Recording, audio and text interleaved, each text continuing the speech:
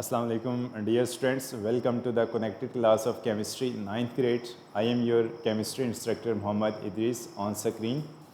आज का जो लेक्चर होगा जैसा कि आपको बोर्ड पे नज़र आ रहा होगा कि चैप्टर नंबर 5 केमिकल बॉन्डिंग का जो टॉपिक आज स्टडी करेंगे वो है बॉन्ड्स की पोलैरिटी। हमने कोवलेंट बॉन्ड को डिस्ट्रीब्यूट करना है टाइप्स के अंदर on the basis of their polarity.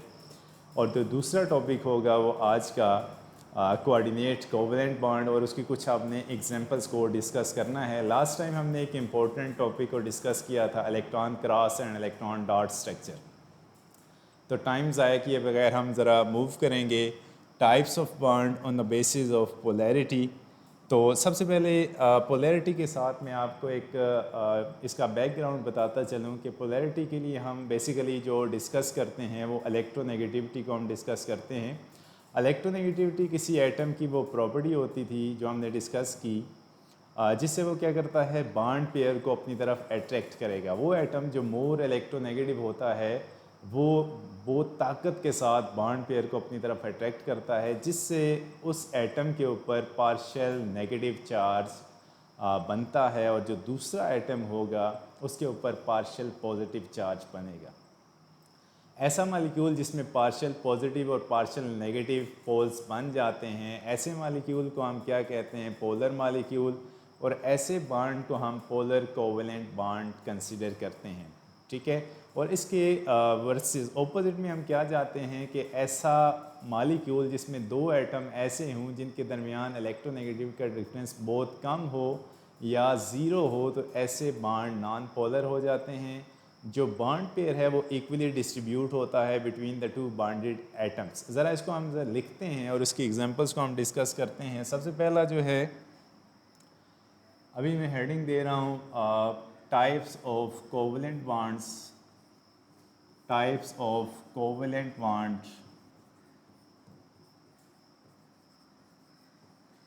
On the basis of polarity.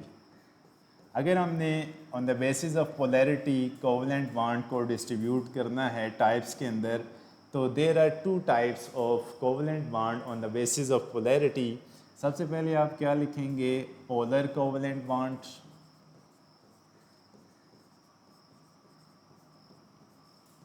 और जो दूसरा हम लिखेंगे वो क्या होगा non polar covalent bond, non polar covalent bond. ठीक है, अब हमने ज़रा ये बताना है कि पोलर कोवेलेंट बॉन्ड कौन सा होता है और नॉन पोलर कोवेलेंट बॉन्ड कौन सा होता है, और इसके साथ हम कौन सी एग्जांपल्स पोलर में कंसिडर कर सकते हैं और कौन सी नॉन पोलर के अंदर कंसिडर कर सकते हैं। तो सबसे पहले हम क्या लिखेंगे polar covalent bond type number 1, this is polar covalent bond.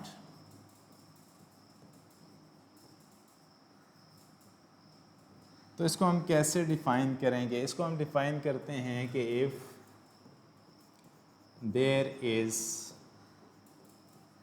electronegativity difference between the two bonded atoms, electronegativity difference, electronegativity difference between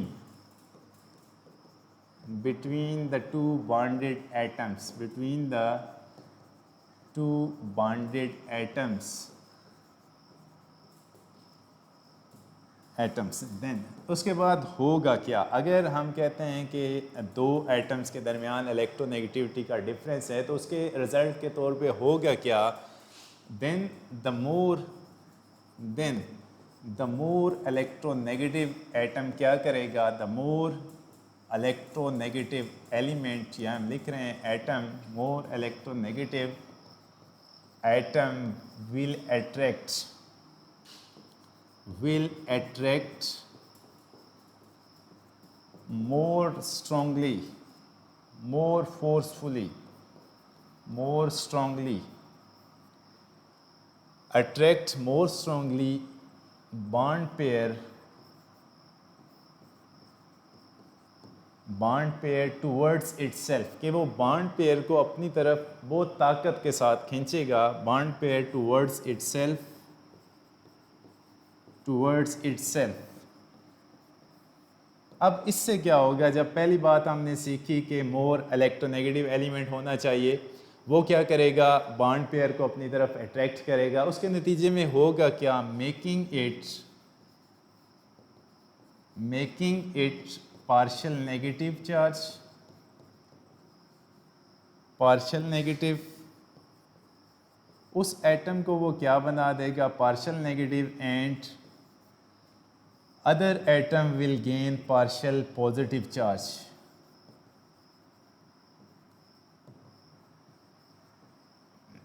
gain partial positive charge.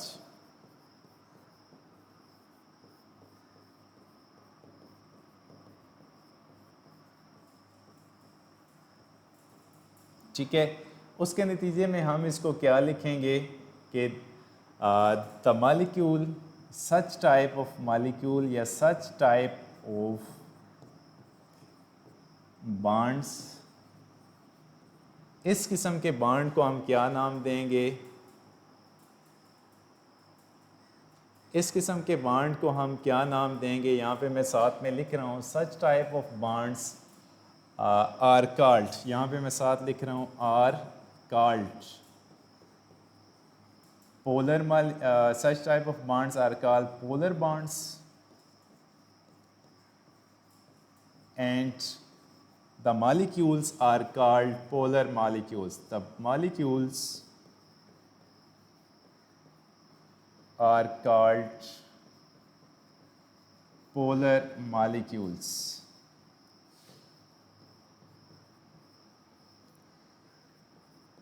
अब यहाँ पे हम बात कर रहे हैं कि यहाँ पे मैंने दो बातें लिखी हैं कि पार्शियल पॉजिटिव और पार्शियल नेगेटिव। पार्शियल पॉजिटिव कैसे होगा, पार्शियल पॉजिटिव का जो साइन आपने यूज़ करना है वो क्या होगा, दिस वन पार्शियल और इसके साथ क्या लिखेंगे प्लस, और पार्शियल नेगेटिव आप कैसे लिखेंगे, उसके साथ उसी तरह से पार्शियल का साइन होगा पार्शियल नेगेटिव, वो आप कैसे लिखेंगे माइनस, इसके साथ आप पार्शियल का साइन लिखेंगे।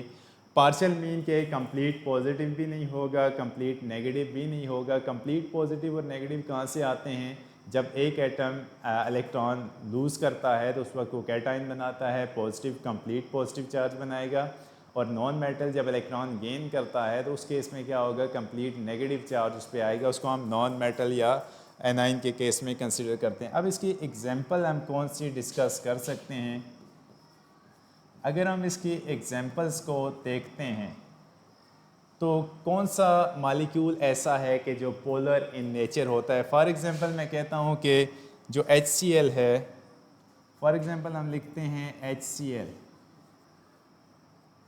तो आप ज़रा देखें इस, जैसे मैं कहता हूँ कि HCl इज़ पोलर और नॉन पोलर, तो सबसे पहले हमने किस पे जाना है, हमने ये आइडेंटिफिकेशन करनी है क्या क्लोरीन और हाइड्रोजन में से कौन सा मोर इलेक्ट्रोनेगेटिव है।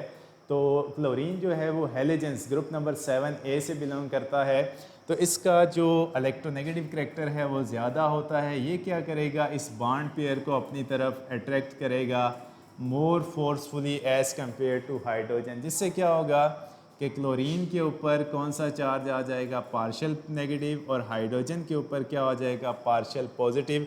ये सारी बात मैंने यहाँ पे लिखी है कि पहला क्या होना चाहिए कि दो एटम्स के दरमियान इलेक्ट्रोनेगेटिविटी का डिफरेंस होना चाहिए। Chlorine is more electronegative, electronegativity किसी एटम की वो प्रॉपर्टी होती है जिससे वो बॉन्ड पेयर को अपनी तरफ अट्रैक्ट करता है। वो इलेक्ट्रॉन जो बॉन्डिंग में हिस्सा ले लेते हैं उसको हम क्या कहते हैं, दीज आर बॉन्ड पेयर्स। तो यहाँ पे एक बॉन्ड पेयर है जिसको क्लोरीन अपनी तरफ मोर स्ट्रॉन्गली खींचेगा। अब अगर हम इसका डायपोल क्रिएट करते हैं तो सारी की सारी इलेक्ट्रॉन डेंसिटी किस तरफ चली जाएगी, क्लोरीन की साइड पे, और जो पॉजिटिव करैक्टर हो जाएगा वो किस तरफ चला जाएगा, हाइड्रोजन की तरफ। यहाँ पे एक पार्शियल पॉजिटिव और पार्शियल नेगेटिव चीज़ें आ रही हैं, इसको हम एक और नाम भी देते हैं, these are dipole. Dipole mean के यहाँ पे दो पोल्स जनरेट हो रहे हैं, एक पॉजिटिव पोल और एक क्या होगा, नेगेटिव पोल। तो ये एक थी एग्जांपल जिसमें हमने डिस्कस किया कि HCl is a polar molecule. क्या अगर हम कोई एक और एग्जांपल लेते हैं तो क्या वो हम कंसिडर कर सकते हैं? तो ज़रा नेक्स्ट एग्जांपल देखते हैं पोलर मॉलिक्यूल्स की। तो यहाँ पे हम लिख रहे हैं कि एग्जांपल्स ऑफ पोलर मॉलिक्यूल्स। तो यहाँ पे सबसे पहले जो है फॉर एग्जांपल हम कहते हैं कि क्या वाटर मॉलिक्यूल पोलर है या कि नहीं है। तो सबसे पहले आप इसका स्ट्रक्चर ड्रा करेंगे। वाटर, इसमें क्या होगा? हाइड्रोजन, हाइड्रोजन के साथ क्या होगा? ऑक्सीजन, ऑक्सीजन के साथ फिर क्या अटैच होता है? वाटर। तो यहाँ पे आप इसमें जो मोस्ट इलेक्ट्रोनेगेटिव एलिमेंट कौन सा है वो क्या है? ऑक्सीजन है। ऑक्सीजन के साथ कौन सी चीज़ अटैच है? हाइड्रोजन। अगर इन दोनों की हम इलेक्ट्रोनेगेटिविटी को डिस्कस करते हैं तो ऑक्सीजन जो है वो मोर इलेक्ट्रोनेगेटिव होगा। ये इस बॉन्ड पेयर को भी अपनी तरफ अट्रैक्ट करेगा और यहाँ से भी इलेक्ट्रॉन पेयर को, बॉन्ड पेयर को अपनी तरफ अट्रैक्ट करेगा। अब ऑक्सीजन के ऊपर कौन सा चार्ज आ जाएगा? Partial negative. हाइड्रोजन के ऊपर कौन सा आ जाएगा? Partial positive. इस हाइड्रोजन के ऊपर भी कौन सा आ जाएगा? Partial positive. ऐसा मॉलिक्यूल जिसमें पोल्स डेवलप हो जाते हैं उसको हम क्या कंसिडर करते हैं? Polar molecule. अब एक एग्जांपल मैं आपके सामने लिखता हूँ, और भी बहुत सारे एग्जांपल्स हैं, दो हमने यहाँ पे डिस्कस की हैं। इसके अलावा फॉर एग्जांपल मज़ीद हम जाएँ तो HF जो है वो पोलर इन नेचर है, ठीक है। उसके साथ अगर हम डिस्कस करते हैं तो जो एक और मेरे माइंड में आ रहा है वाटर है। इसके साथ अगर हम जो अमोनिया है इसमें भी क्या हो सकती है? पोलैरिटी जनरेट हो सकती है कि इसमें नाइट्रोजन जो है वो इलेक्ट्रोनेगेटिव एलिमेंट है, हाइड्रोजन मोर इलेक्ट्रोपॉजिटिव एलिमेंट है।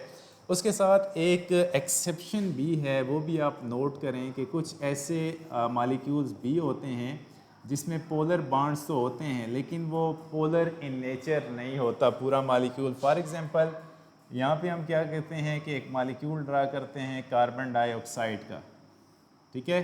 कार्बन डाइऑक्साइड में पोलर मॉलिक्यूल्स तो पोलर बॉन्ड्स तो हैं, जैसे आपको नज़र आ रहा है कि इसमें पोलर जो इलेक्ट्रोनेगेटिव एलिमेंट है वो ऑक्सीजन है। ये क्या करेगा? इस बॉन्ड पेयर को अपनी तरफ अट्रैक्ट करेगा जिससे इसके ऊपर क्या आ जाएगा? Partial negative. ये ऑक्सीजन भी क्या करेगा? बॉन्ड पेयर को अपनी तरफ अट्रैक्ट करेगा और इसके ऊपर क्या आ जाएगा? Partial negative. लेकिन यहाँ पे जो डाइपोल मूवमेंट आती है वो क्या आएगी? ज़ीरो। डाइपोल मूवमेंट क्या आती है कि जो हमारे पास वेक्टर सम है इस डाइपोल का और इस डाइपोल का, वो ज़ीरो क्यों आ रहा है? क्योंकि इन वेक्टर्स को अगर आप देखें तो इसकी डायरेक्शन राइट साइड पे है, इसकी डायरेक्शन लेफ़्ट साइड पे है। तो इन दोनों का मैग्नीट्यूड तो सेम है, दोनों साइडों पे सेम एटम पुल कर रहे हैं। तो ऑक्सीजन का पुल जो होगा वो दोनों साइडों पे सेम लग रहा होगा। मीन के इस साइड पे भी सेम पुल है, इस साइड पे भी सेम पुल है। जो नेट रिज़ल्ट आएगा इस पुल का वो क्या हो जाएगा? ज़ीरो हो जाएगा, जिसकी वजह से हम CO2 को क्या लिखते हैं? Non polar. हालांकि ये क्या है, इसमें पोलर बॉन्ड तो मौजूद है लेकिन जो नेट पुल आएगा वो ज़ीरो आ जाएगा, जिसकी वजह से CO2 is non polar in nature. ये आपने याद रखना है। तो कुछ हमने एग्जांपल इसके डिस्कस की पोलर मॉलिक्यूल की। अब हम ज़रा जाएंगे नॉन पोलर बॉन्ड की तरफ और नॉन पोलर मॉलिक्यूल्स की तरफ, ठीक है। अब जो नॉन पोलर मॉलिक्यूल है या नॉन पोलर बॉन्ड है, type 2 non polar bonds,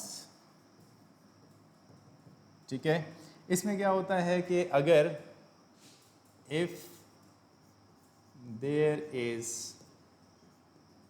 no or less electronegativity difference,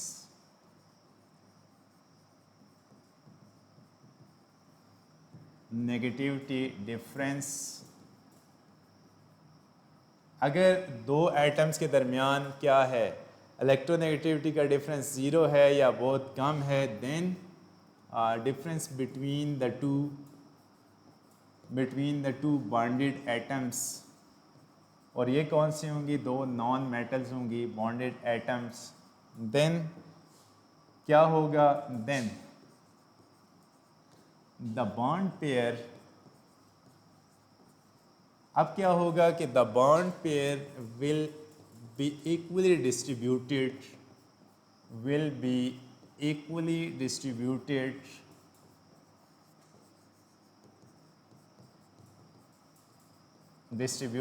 between the two atoms. उन दो एटम्स के दरमियान क्या होगा, bond pair between the atoms. अब होगा क्या, results in no formation of poles.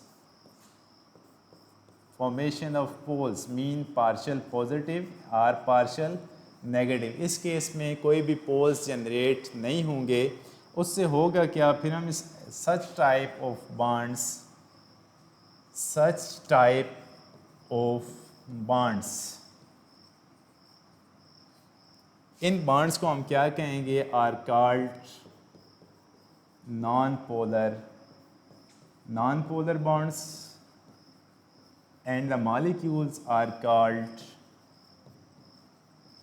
MOS stands for molecules, are called non-polar molecules.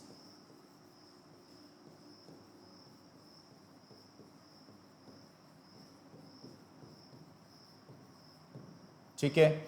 अब यहाँ पे जो हमने डेफिनेशन लिखी है ये आपके सामने है कि अगर दो एटम्स के दरमियान इलेक्ट्रोनेगेटिविटी का डिफरेंस क्या हो जाता है, बहुत कम हो जाता है, ठीक है, या बहुत ज़ीरो हो जाए या कम हो जाए.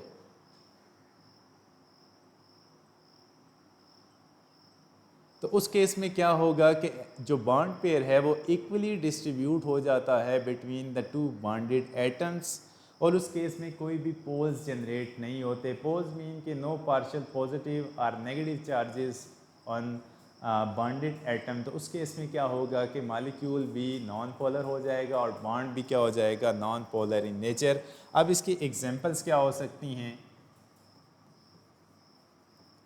एग्जांपल में क्या है, पहले हम होमो डाई एटॉमिक मॉलिक्यूल्स को डिस्कस करते हैं. होमो डाई एटॉमिक मॉलिक्यूल्स, ये कौन से मॉलिक्यूल्स होते हैं जिसमें दो सेम एटम्स मिले होते हैं. फॉर एग्जांपल अगर हम बात करते हैं O2 की, ऑक्सीजन की, O2 की, तो इसमें अगर आप देखें तो ये क्या है, दोनों साइडों पे दो इलेक्ट्रोनेगेटिव एलिमेंट हैं, दोनों एक सेम पुल के साथ बॉन्ड पेयर को खींच रहे होते हैं. तो इसके इसमें कोई भी पोल्स जनरेट नहीं होंगे. O2 क्या होगा, this is non polar in nature.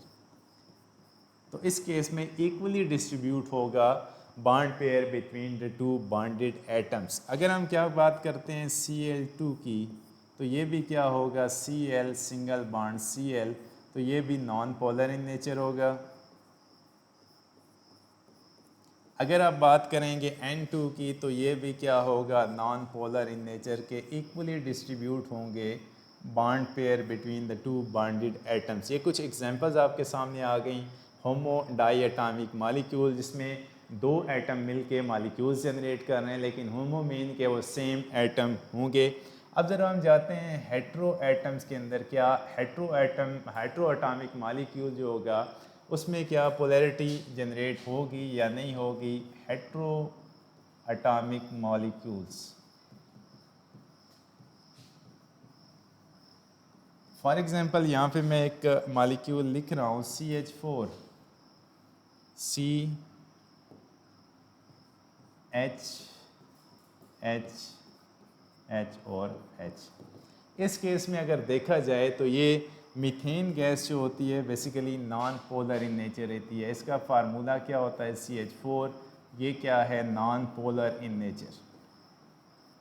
अब नॉन पोलर क्यों है, दिस इज़ हाइड्रोकार्बन.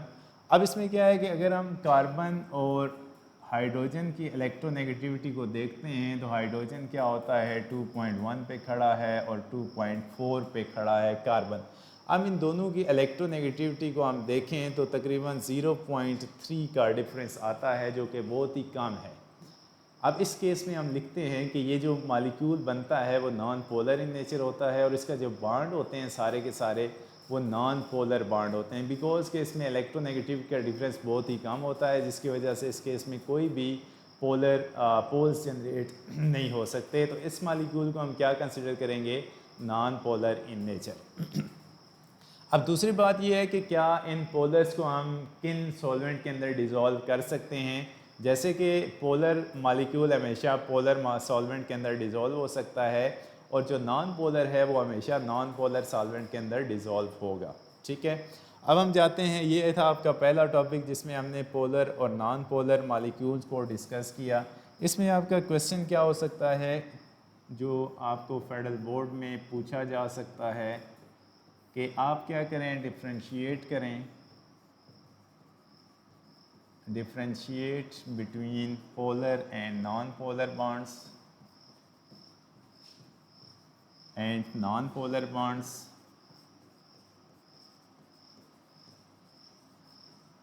ठीक है, उसके बाद क्या हो सकता है, फॉर एग्जांपल अगर मैं आपसे कहता हूं कि right 3 example of non polar molecules, right 3 examples of polar and non-polar molecules.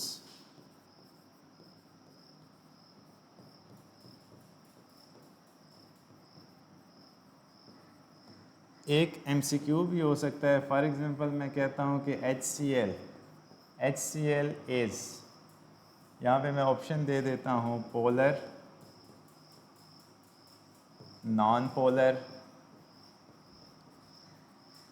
ये क्या हो सकता है, बोथ ए बी हो सकता है। फॉर एग्जांपल ये एक स्पेसिमेन की तरह मैं दे रहा हूँ, डी कोई भी ऑप्शन यहाँ पे हो सकता है। तो आपने क्या करना है कि HCl क्या होगा, पोलर इन नेचर। तो ये यहाँ पे कुछ स्पेसिमेन क्वेश्चन भी यहाँ से हो सकते हैं इससे उससे। उसके बाद जो हमारा नेक्स्ट टॉपिक है वो क्या है, कोऑर्डिनेट कोवेलेंट बॉन्ड। ये भी आपका एक इम्पोर्टेंट टॉपिक है, coordinate covalent bond.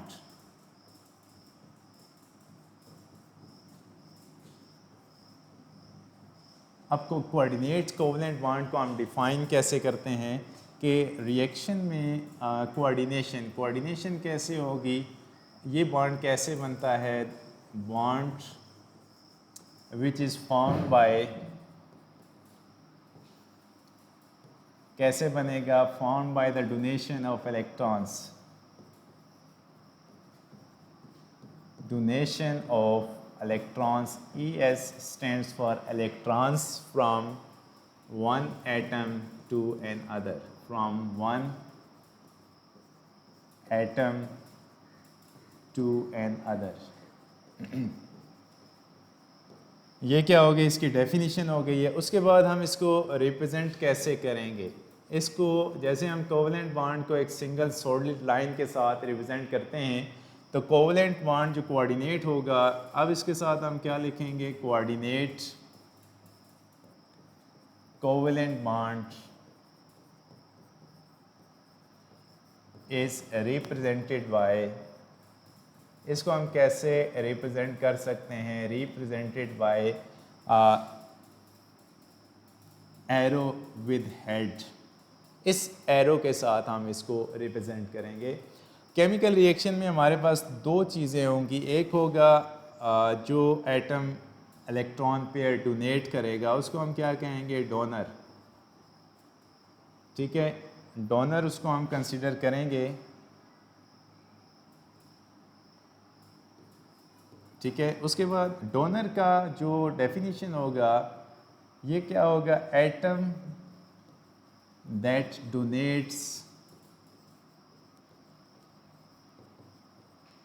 Electron pair, जो डोनेट करेगा उसको हम क्या कंसिडर करेंगे, डोनेट्स इलेक्ट्रॉन पेयर। उसके बाद जो दूसरा है उसको हम कैसे लिखेंगे, एक्सेप्टर। एक्सेप्टर कौन सा होगा, जो कि इलेक्ट्रॉन पेयर को एक्सेप्ट करेगा, ऐसा atom that accepts electron pair.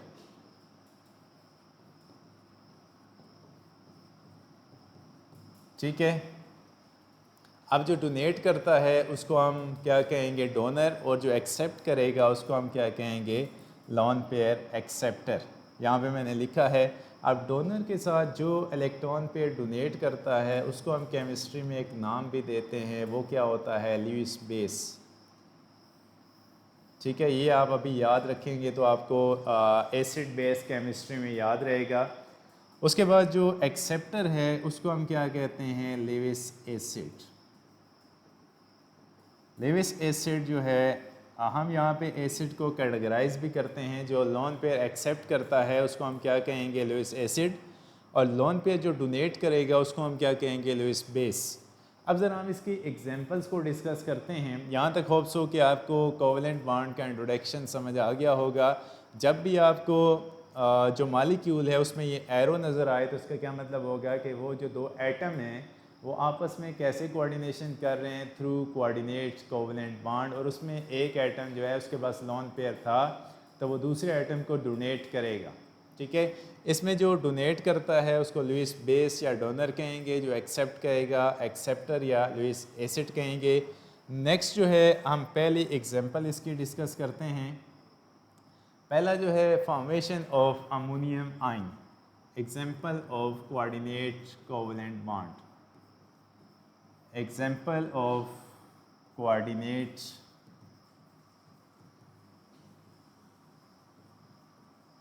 Covalent bond. ठीक है, पहला जो है हम यहाँ पे लिखेंगे the formation of ammonium ion, the formation of ammonium ion, ammonium ion. और अमोनियम आयन को हम लिखते कैसे हैं, NH4 और इसके ऊपर क्या होगा, पॉजिटिव चार्ज। और यहाँ पे जो पॉजिटिव चार्ज है वो मैंने ऊपर तो लिख दिया, लेकिन ये ओरिजिनली कौन सा एटम है जो कि इलेक्ट्रॉन डेफिशिएंट होता है। इसमें नाइट्रोजन के ऊपर पॉजिटिव चार्ज आता है जब वो अपने इलेक्ट्रॉन क्या करता है, डोनेट करता है हाइड्रोजन को। ये हम रिएक्शन लिखेंगे कैसे, केमिकल रिएक्शन में यहाँ पे आपके सामने लिख रहा हूँ, फिर उसको हम एक्सप्लेन करते हैं। जब अमोनिया क्या करता है, इसको आपने गौर से देखना है। अमोनिया के पास एक लोन पेयर होता है, इसको अगर हम इस साइड पे लिखें तो ये बेहतर रहेगा। अमोनिया के पास एक लोन पेयर है, इसके पास हाइड्रोजन कितने हैं, 3। ठीक है, अब मैंने कहा था कि जो लोन पेयर डोनेट करेगा उसको हम क्या कहेंगे, डोनर। जो एक्सेप्ट करेगा उसको हम क्या कहेंगे, एक्सेप्टर। इसको हम रिएक्ट कर रहे हैं किसके साथ, HCl के साथ। अब यहाँ पे ये एरो जो है रिएक्शन का है। अब इससे प्रोडक्ट क्या बनेगा, प्रोडक्ट को अगर आप देखें तो नाइट्रोजन, इसके पास जो लोन पेयर थे वो क्या कर रहा है, किसको डोनेट कर रहा है। यहाँ पे हम दूसरा जो एटम लिख रहे हैं वो क्या है, H पॉजिटिव। और इसके साथ हम अगर Cl को भी लिखें तो भी गलत नहीं होगा। और इसके साथ जो एटम्स मौजूद हैं वो क्या हैं, हाइड्रोजन। ठीक है, इसके साथ हम क्या कर देते हैं कि यहाँ पे जो कोऑर्डिनेशन हो रही है ये कि नाइट्रोजन अपने इलेक्ट्रॉन पेयर किसको डोनेट कर रहा है, हाइड्रोजन को। लेकिन हम इस रिएक्शन को फाइनली लिखते कैसे हैं कि यहाँ पे नाइट्रोजन जो था इसने क्या किया, यहाँ पे मैं आपको क्लियर करता हूँ। नाइट्रोजन के जो इलेक्ट्रॉन्स हैं ये किसके ऊपर अटैक करते हैं, हाइड्रोजन के ऊपर। यहाँ से आप देखें तो ये नाइट्रोजन किसको अपने साथ अटैच करेगा, कोऑर्डिनेशन किसके साथ करेगा, हाइड्रोजन के साथ।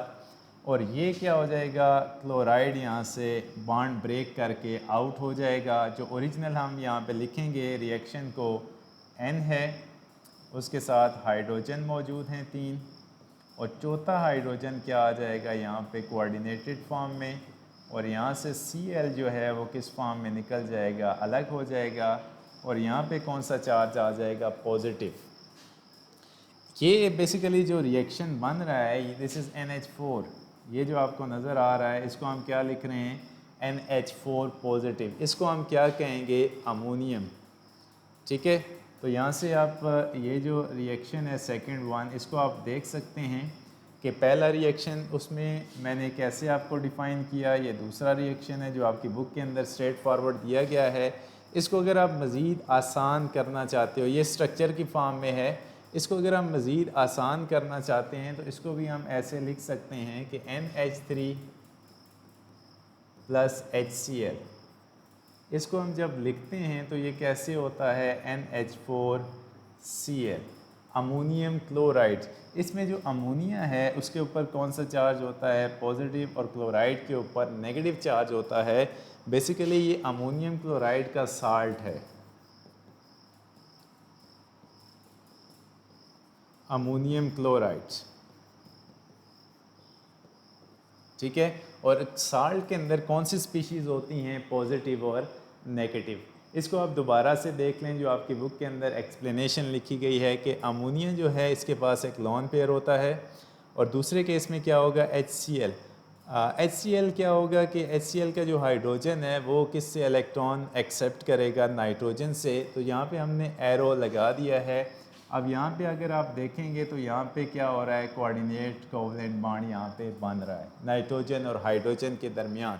अब अगर आप इसको मज़ीद लिखना चाहते हो तो ये क्या हो जाएगा, डोनर, और ये क्या हो जाएगा, एक्सेप्टर, ठीक है। तो इस तरह से आप इसकी एक्सप्लेनेशन दे सकते हो। पहली जो हमने एग्जांपल सीखी कि फॉर्मेशन ऑफ अमोनियम आयन, जिसमें अमोनिया और HCl एसिड और बेस का रिएक्शन होता है और उससे बेसिकली एक साल्ट जनरेट होता है, और इनमें अमोनिया और HCl के दरमियान जो बॉन्ड बनेगा उसको हम क्या कहेंगे, coordinate covalent bond.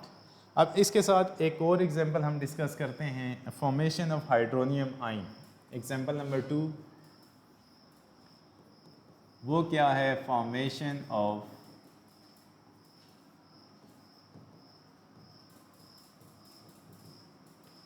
Hydronium ion.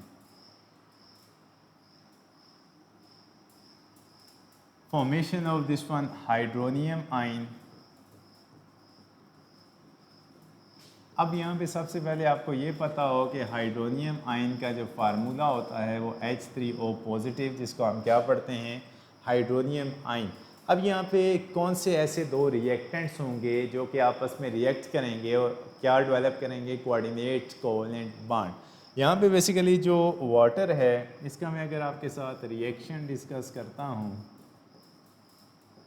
Reaction में क्या है कि सबसे पहले जो वाटर है HO और H। वाटर के केस में जो ऑक्सीजन होता है इसके ऊपर दो लॉन पेयर मौजूद होते हैं। अब ये लॉन पेयर क्या करेंगे कि जैसे हम इसके साथ एसिड रिएक्ट करते हैं, आप कोई और एसिड भी रिएक्ट कर सकते हो। बेसिकली एसिड की जो नेचर है वो क्या होती है कि ये प्रोटॉन डोनेट करता है, ठीक है। और अगर हम लीस थ्योरी में जाते हैं तो वो लॉन पेयर को एक्सेप्ट करता है। तो ये दोनों तरीक़ों से इसकी डेफिनेशन फुलफ़िल हो रही है। तो यहाँ पे वाटर जो एक्ट करेगा एज अ बेस, और ये क्या एक्ट करेगा, एज अ एसिड। इसको अगर हम दोबारा से लिखें कि दिस इज़ लुईस बेस तो गलत नहीं होगा, ये क्या हो जाएगा, लुईस एसिड, तो भी ये गलत नहीं होगा, ठीक है। अब होगा क्या कि जो लॉन पेयर है किसका, वाटर का, ऑक्सीजन पे, वो हाइड्रोजन को अपने साथ मिलाने की कोशिश करेगा। यहाँ पे जो प्रोडक्ट बनेगा उसको हम कैसे लिख सकते हैं कि H2O था, H का जो वाटर का जो ऑक्सीजन है वो क्या करेगा, हाइड्रोजन के साथ कोऑर्डिनेट कॉम्प्लेक्स बनाएगा यहाँ पे H, और इसके साथ जो अब मैं डायरेक्ट रिएक्शन लिख रहा हूँ वो पिछला जो मैंने आपको समझाया था वो यहाँ पे ऐड नहीं करूँगा। अब यहाँ पे जो ऑक्सीजन है इसके ऊपर कौन सा चार्ज आ जाएगा, पॉजिटिव, ठीक है। इसको अगर हम सम अप करके लिखते हैं जैसे यहाँ पे लिखा गया है, आपको मज़ीद समझ आ जाएगी। H2O और इसके साथ हम रिएक्ट क्या कर रहे हैं, HCl को।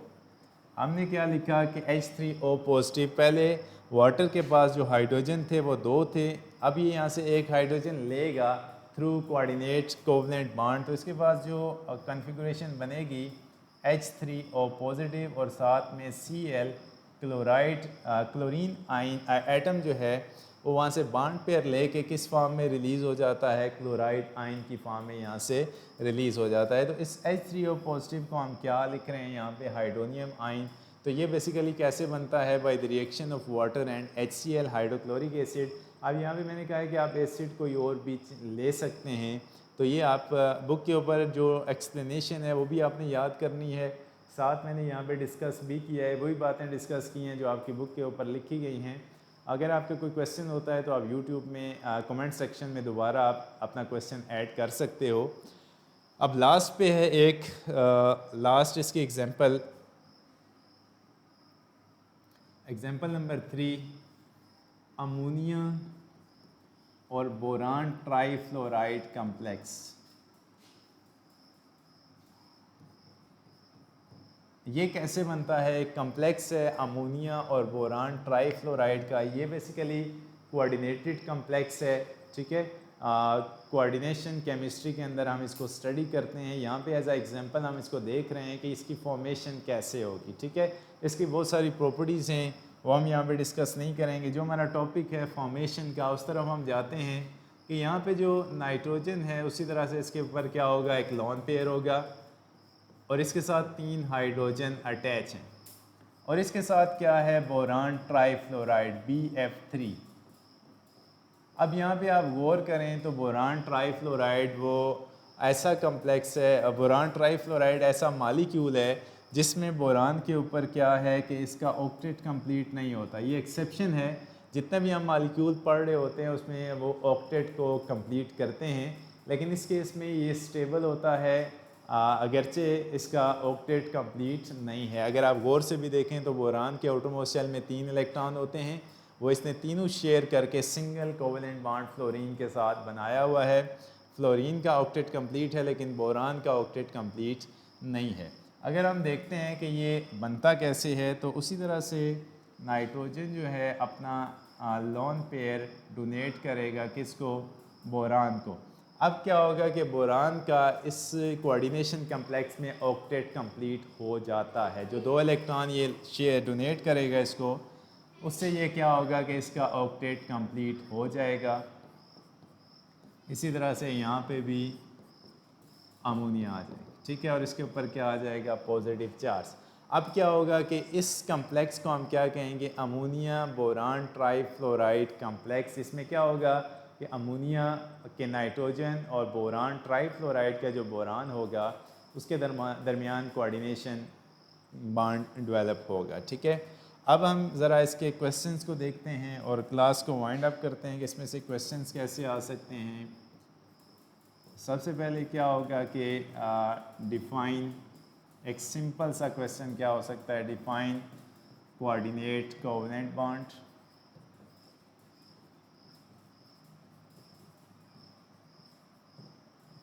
Give some examples.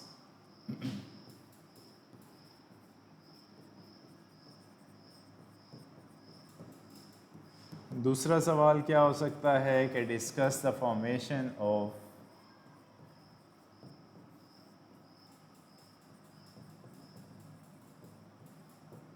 फॉर्मेशन किसकी हो सकती है, अमोनियम आयन की। उसके बाद बी जो है हाइड्रोनियम आयन की फॉर्मेशन डिस्कस हो सकती है। तीसरा जो है अमोनिया और बोरान ट्राईफ्लोराइड जो कम्प्लेक्स अभी हमने बनाया था उसकी डिस्कशन आपसे पूछी जा सकती है। तो ये 2 क्वेश्चन इसमें से इम्पोर्टेंट हैं जो कि आपको आनी चाहिए।